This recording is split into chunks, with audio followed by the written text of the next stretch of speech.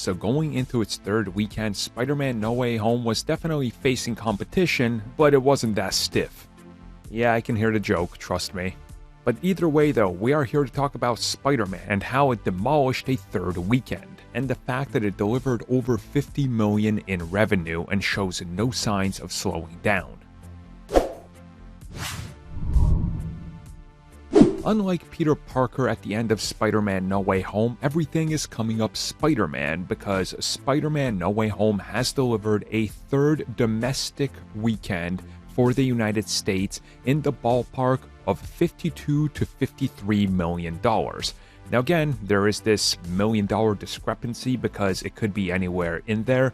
We need to wait for officials to get confirmed by late Monday afternoon or officially 100% confirmed by Tuesday, but it's generally always in the ballpark and they're pretty spot on with the early reports. Now, what exactly does this mean for this film? Well, as I said, talking about the predictions for the weekend and what they were saying about expectations going from 40 to 45-ish to 55-ish, that things were looking rather great for this film regardless of where it landed because the competition wasn't putting up a fight.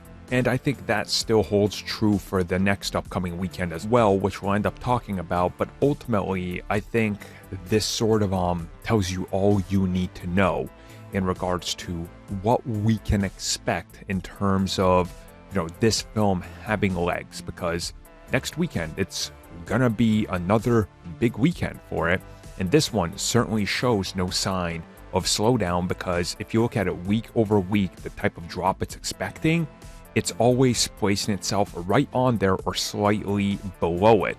So it's always doing as good as expected, which means that the film is still on track. And I've actually seen many people say that they're going to go one or two more times, or some people that are going to go finally a second time because the crowds are dying down. So I honestly will not be surprised if we get the next weekend estimates and they're actually way higher than anybody expected. And it's one of those things where you look at it and you go, well, what exactly happened this time? And that sort of seems to be, I guess, the thing going on with this film. Every single step of the way, you have to question, how did it get to this point this time? Because it's always taking down another expectation and adding to the total amount of money that it's making. And there's still some of those countries where obviously the restrictions were a little bit more, I guess, restricted is the best way to put it. So some people were waiting a couple weeks to go see it for it to be even safer, all the fans see it. And again, I've talked to CBC fans who were waiting for this and they're going to see it this upcoming weekend. So I think the global sum soon is going to become a big factor when we start talking about more box office, because as the numbers continue to die down, at least domestically, I think we're going to see an interesting factor from international. Again, we're going to start talking about that later this week, but overall, this film is it's absolutely crushing it. I mean, it's officially now past 600 million domestically. That is absolutely insane.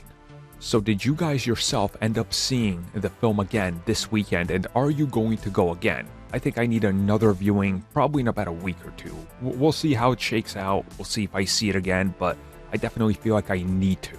Thank you for watching that video, and if you just can't get enough CBC and you want it on the go, we do have our weekly podcast that is available every Sunday night. And you can find that on iTunes, SoundCloud, and Spotify.